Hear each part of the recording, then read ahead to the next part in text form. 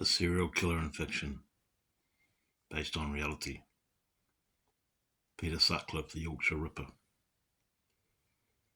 Here I go.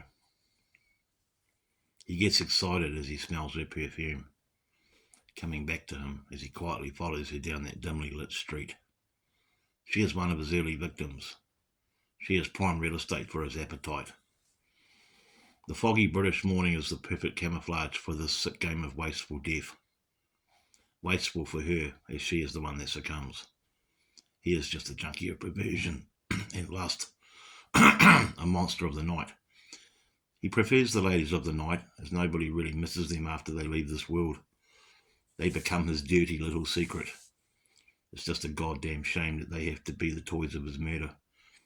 He's got a wife, a family, but this salivating desire for death has now taken hold of him, and he has to kill more and more of them to get his ugly kicks.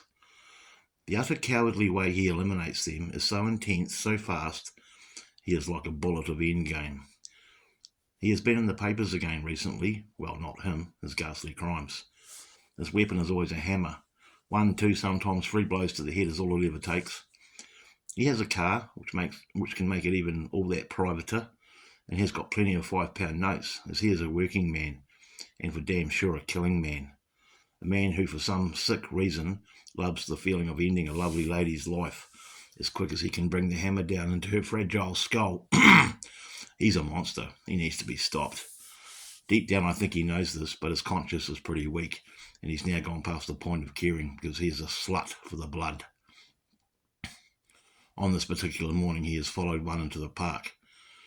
It's a very foggy morning again, like the last one, and he's gaining on her. He can smell her perfume coming back to him, just like the last one. Opium, he thinks, as he recalls buying his wife a bottle a couple of Christmases ago. She turns around at the too late last minute, and the last thing she ever sees are his beady little weasel eyes and a hammer as it knocks her into the afterlife with 1, then 2 brutal blows. A gull cries in the fog, and blood drips from his shirt. He does other stuff to her in her state of rapidly arriving rigor mortis to quench his disgusting madness of lust. This man is out of control. He needs to be liquidated. He has now clocked up double figures. He's becoming an uncontrollable machine of sexual desire-driven destruction. For many years past, he has fine-tuned his disease.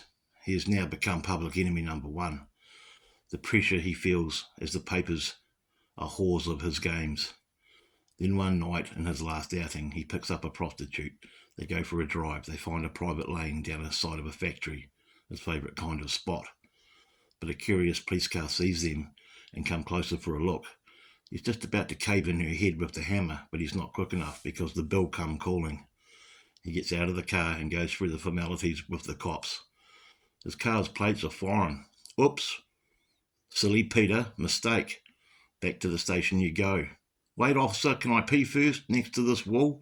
Okay, sir, but be quick. The hammer and screwdriver, I recall, go flying in the grass, close to the wasteland wall. Later on, a curious cop goes back to the spot he urinated at and finds the tools of his rotten trade. He is done. He is now doomed to Her Majesty's pleasure. The woman of the night can now relax. For now, anyway. Thanks for listening.